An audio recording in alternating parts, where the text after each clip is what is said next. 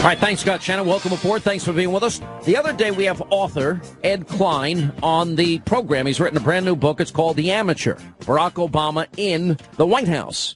And we go through a series of things that he has put into this book. He tells a story about Rev Jeremiah Wright in the book. And we discovered that he actually had almost 3 hours of interview time with Rev Wright. So I asked him, did you tape record them? He says yes. I said, great. I said, can we have a copy? And Ed Klein says, sure. So we have spent the last 24 hours going through the entire 3 hours, and I want to run through some of this for you. Is it because, for me, it's interesting. For me, it's fascinating. The whole story of Reverend Wright, he is like family to me. I can no longer disown him than I can the black community. This leading up to a speech in Philly where he eventually throws Reverend Wright down the stairs. Now, in the book, there are a number of new details that come to light. In the middle of the Reverend Wright fiasco for the president back in the last election cycle, there's a private meeting that takes place between Wright and Obama. We also learn that Reverend Wright, he tells Ed Klein that, in fact, he was offered money not to preach, not to speak between March and November and the election in 2008. He also has an exchange with the president. This is it. This is the interview, the Wright interview, and I want to go through this step by step. Here is Reverend Wright telling Ed Klein he has an email offering him money not to preach. What's in the box? An email offering me money not to preach at all between the explosion of the media the first week in March and November election. Email from whom? One of his friends. Whitaker. Huh? Whitaker. Yeah. All right, pretty interesting. So he's acknowledging here, and it came from Eric Whitaker. Now, this part was not in the book, but Ed Klein told us in the interview that we had with him. We'll get into more details when he's on Hannity tonight. One thing that was pretty interesting to me, again, all little nuggets, all little tidbits, all coming from somebody very close to the Obamas that feels betrayed by Obama. And in this case, he says about the Obamas that, hey, church is not their thing, never was their thing. And Klein points out that it was an integral part of the Obamas' politics, and that, in other words, that church for them seems to just be a constituency that he needed for his political ambition. Listen to this. My point has been, and I haven't said this publicly to anybody, that like you talk about Toni Morrison, or you talk about, I know on occasion, Maya Angelou, you talk about these black women, they grew up in a church, most of them. Yes. She didn't. She grew up in a Hyde Park kind of Jack and Jill Lynx, middle income, who think they're middle class environment. She didn't in the church affiliation. Father was a priest in Catholic. And when she came to the church, both of them came to the church. Their kids weren't raised in the church like you raise other kids in Sunday school and this, you know? No. No. Because that church is not their thing. It never was their thing. We know it wasn't his, but she was not the kind of black woman whose mama made her go to church, made her go to Sunday school, made her go to BYPU, if the Baptist, or Richard Arlington Methodist. She wasn't raised in that kind of environment, so the church was not an integral part of their lives before they got married, after they got married. But the church was an integral part of his politics. Yeah. Yeah. Because he needed that base. Mm-hmm. Correct.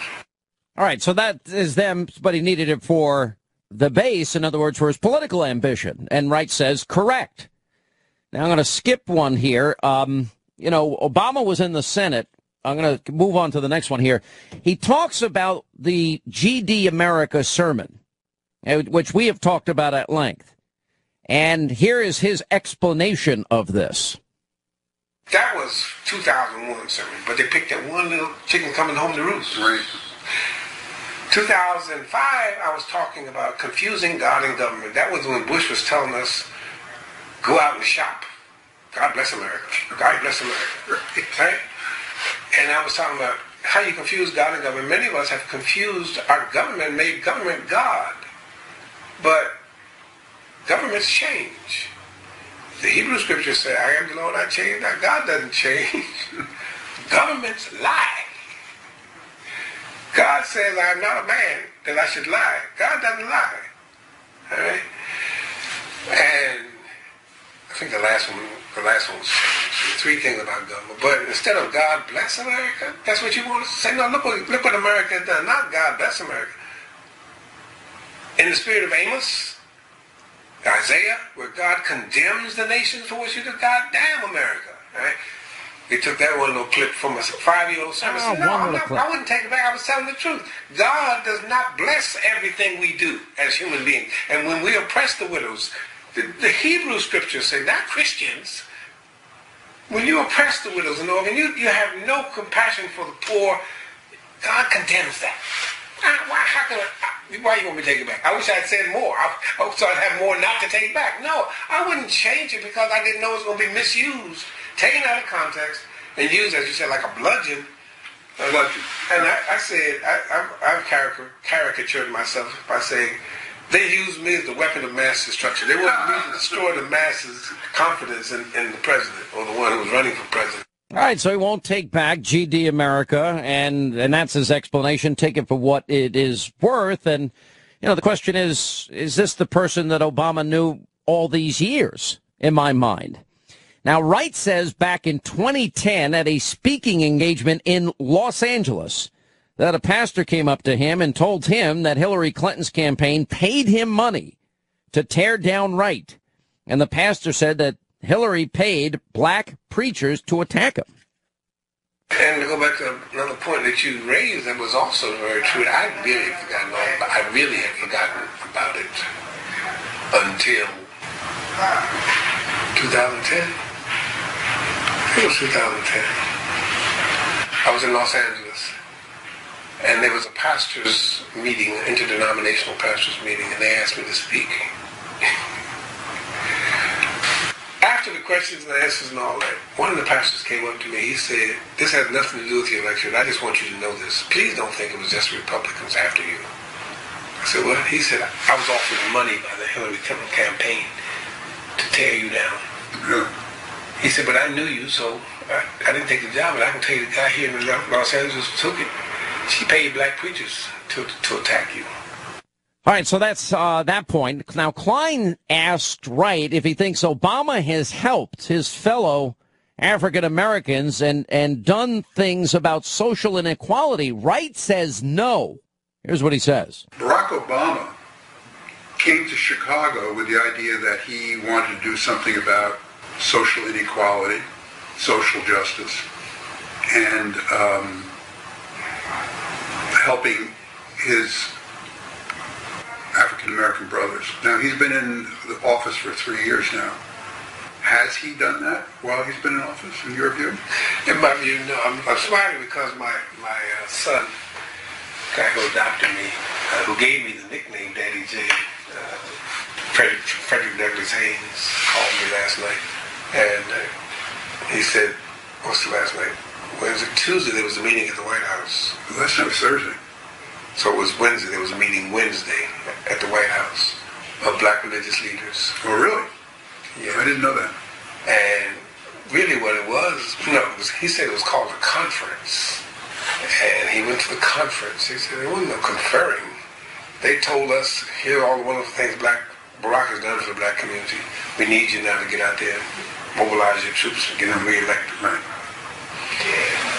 So whatever it is that the campaign, the new campaign, is saying that he has done for the black community is on that agenda that was handed to them Wednesday at the White House. That's pretty damning, and as the issue has now come into the fore in terms of many black ministers are saying, hey, we don't agree with the president's position on gay marriage. Now, Wright brings up another story about a symposium that took place on Obama and the black agenda. He references some comments that Louis Farrakhan made, and we keep forgetting Barack Obama was selected before he was elected. I don't know what to make of this, but listen to this. Earlier this year, there was an all-day symposium on Barack Obama and the black agenda. And you can Google that, get it off YouTube. Minister Farrakhan was from what I watched on YouTube, sat there not saying anything. And so the moderator said to him, Minister Farrakhan, don't you have anything to say? He said, yeah, I have a lot to say, but I'm listening, I'm learning. Mm-hmm. They said, no, I mean, what's your perspective? He said, I think our brother needs a lot of help. I think he thought he could make these changes, the change he hoped for, the change we hoped for could come about with his being elected. I think he can't do that by himself. He needs a lot of help. But what I'm most amazed about is that as I listen to the conversation today, nobody has mentioned this. We keep forgetting that Barack Obama was selected before he was elected. You didn't select him. He's accountable to the ones who selected him and who paid for him to be the president. And I said, why do you think Wall Street got a break? They selected him. Why do you think the big three got a buyout? General Motors, Ford, president. They selected him. Why do you think he stands up and says, I am AIPAC. I am a Zionist. You have the money to select him. The black clergy got scared because of O'Reilly and Hannity and canceled their meeting with me. So I spent the day with Paul in his office. Paul Sorrentino, the chaplain at Amherst College. And while we were there, Barack called. This was when? This is the day before the announcement. Before which announcement? In Springfield, that he was running for the presidency. And he called to warn me that, I mean, not a negative warning the first time. The first call was not negative. Well, he said, Axelrod is going to call you because we go to Iowa tomorrow, and in your invocation, I was on the program to do the invocation the next morning. Don't say anything that would upset Iowa farmers, and if anything, talk about my abilities as a community organizer to reach all kinds of people. I said, I got it. He said, now, you know David Axelrod is a mother hen. He's going to repeat the same thing to you, but I'm just letting you know what he's calling you about. I said, okay. And I told Paul Sorrentino what the call was about. And about an hour later, David called me and said the same thing. He said, now, Pastor Wright, we're going to Iowa right after the announcement, and we don't want to upset the Iowa folk. If in any way you can work into your prayer something about how egalitarian he is and how he reaches out to people of all ethnic groups. And I said, I got it, Dave. Got it. I got it.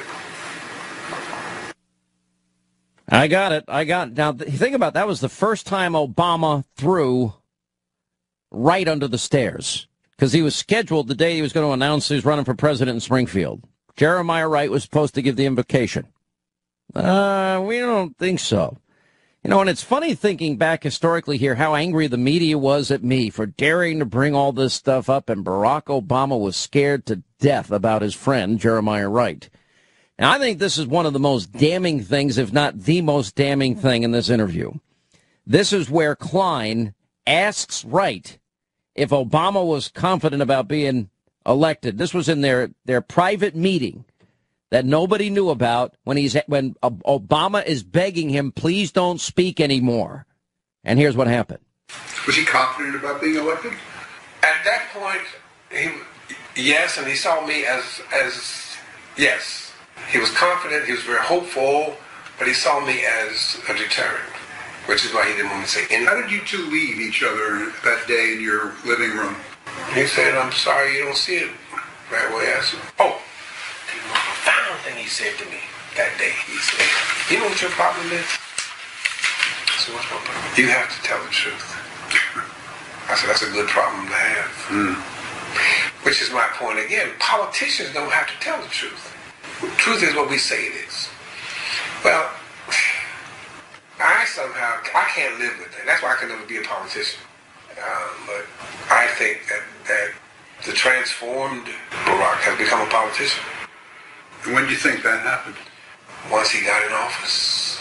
Presidency or Presidency? Presidency. Think about what Wright's saying here to him. I mean, so in a secret meeting they have, Wright is describing that Obama's saying, please get out of the way, you're a deterrent to my ambition here. And he saw me as a deterrent. And then Obama tells him, you know what your problem is? You have to tell the truth. Wright says, well, that's a good problem to have. Basically, Wright is saying about his friend that he would say anything to get elected. And they tried to hide it. The only people who don't want to disclose the truth are people with something to hide.